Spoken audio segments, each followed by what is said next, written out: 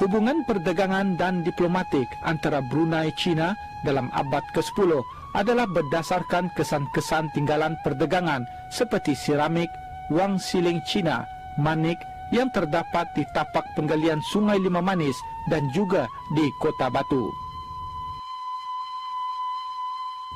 Kedatangan agama Islam juga adalah faktor penting sebagai pembuktian kewujudan pemerintahan Kesultanan Brunei kerana berdasarkan catatan Cina, kerajaan Brunei tua di Puni telah menghantarkan rombongan untuk menghadap Maharaja Cina dalam pemerintahan dinasti Song yang diketuai oleh Pu Yali, Kadi Kasim dan Syekh Noh dalam tahun Masihi 977 dengan membawa sepucuk surat dan barang-barang persembahan hasil negeri. Sebelum lagi wujudnya atau kedatangan agama Islam di Brunei, China telah lebih awal menerima agama Islam. Dan hubungan antara Brunei dan China ini telah wujud dicatat dalam sejarah, di mana ketika kerajaan Brunei tua, yaitu dalam zaman Hyang tak merintah di Brunei, kerajaan Brunei telah mengantar wakil dengan mewakilkan orang-orang yang beragama Islam, yaitu bernama Pu Ali, Syekh Noh dan Kadi Kasim. Jadi daripada sini juga kita dapat mengatakan bahawa Islam sudah ada di China dan juga Islam telah diterima di Brunei dalam abad yang ke-10. Dan bukti ini adalah membuktikan betapa pentingnya Islam sebagai satu daripada faktor yang menyebabkan adanya hubungan perdagangan dan mengukuhkan lagi hubungan antara Brunei dan China. Tetapi ini tidaklah bermakna bahawa Islam di Brunei itu disebar daripada China ataupun disebar oleh orang China. Kerana Islam di Brunei itu penyebarannya adalah dilakukan oleh orang-orang yang datang daripada Arab sendiri. Khususnya mereka golongan-golongan perdagang dan juga mubalih-mubalih Islam. Penemuan batu nisan yang menggunakan tulisan Cina yang terdapat di perkuburan Islam Rangas, Jalan Tutong, Bandar Seri Begawan menandakan salah satu bukti lagi adanya hubungan diplomatik ketika itu. Batu nisan bertarikh 1264 Masihi, yaitu bersamaan zaman dinasti Song di China, adalah kepunyaan Pukong Cimu.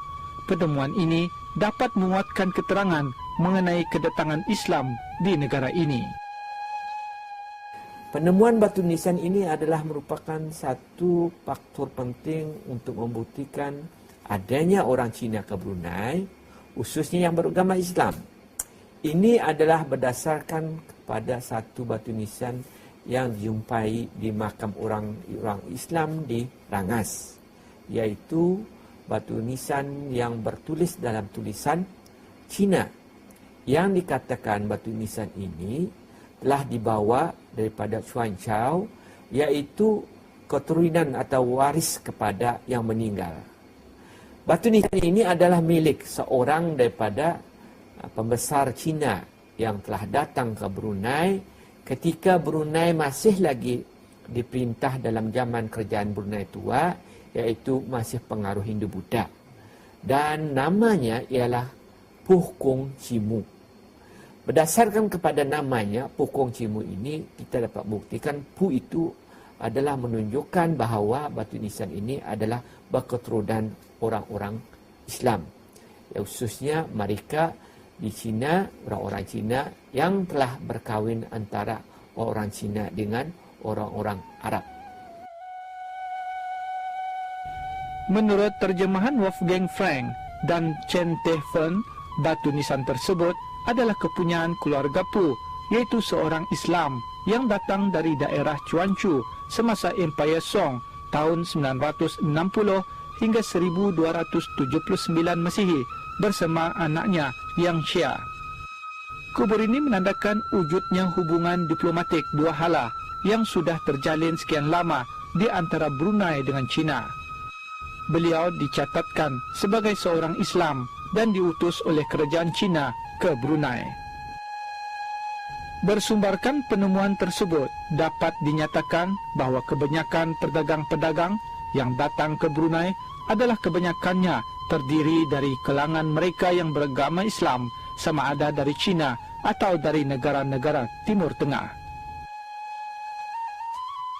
Dengan penemuan dan peninggalan beberapa batu nisan syarif-syarif atau mubaligh-mubaligh Islam di Brunei, dapat disimpulkan bahawa Islam telah tersebar di negara ini dalam zaman pemerintahan kerajaan Hindu-Buddha lagi. Ini membuktikan bahawa agama Islam telah datang ke Brunei sebelum pengislaman Awang Alak Betatar pada tahun 1368. Islam mula berkembang dengan pesat di Kesultanan Brunei sejak Syarif Ali diangkat menjadi Sultan Brunei ketiga pada tahun 1425 Masihi.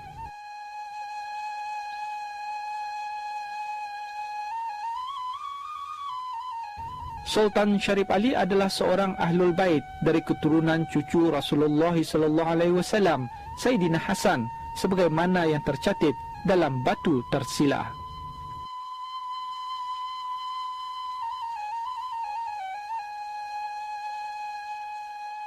Agama Islam terus berkembang pesat di negara Brunei Darussalam setelah Melaka yang terkenal sebagai pusat penyebaran dan kebudayaan Islam jatuh ke tangan Portugis pada tahun 1511. Berpindahnya para ahli agama ke Brunei membuat ajaran Islam semakin cepat berkembang di kalangan masyarakat tempatan.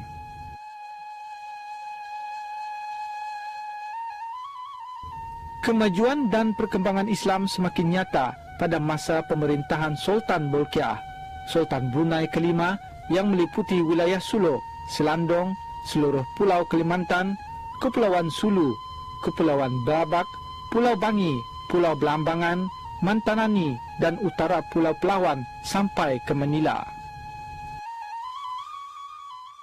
Hubungan Brunei dengan China diperkukuhkan lagi apabila Brunei diperintah oleh Sultan yang ketiga, yaitu Sultan Sarip Ali.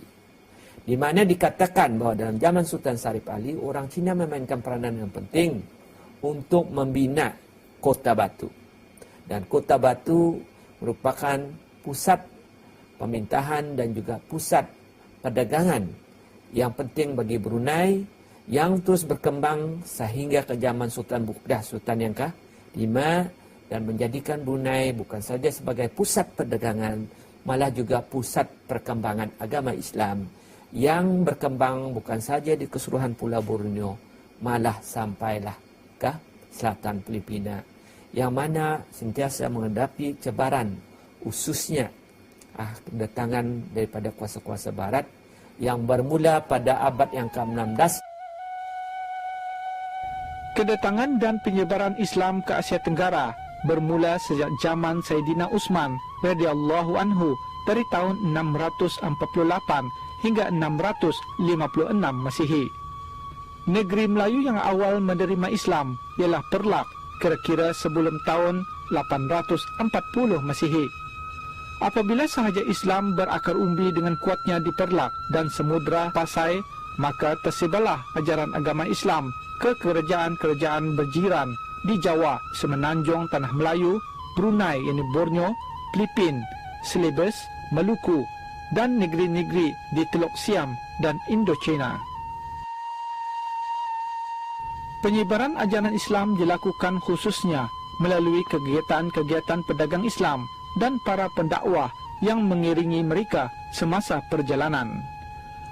Pusat-pusat pekerjaan dan perdagangan di wilayah ini menjadi tumpuan tarikan bagi pendakwah Islam serta menjadikan pusat-pusat kerajaan dan perdagangan sebagai tempat penyebaran Islam.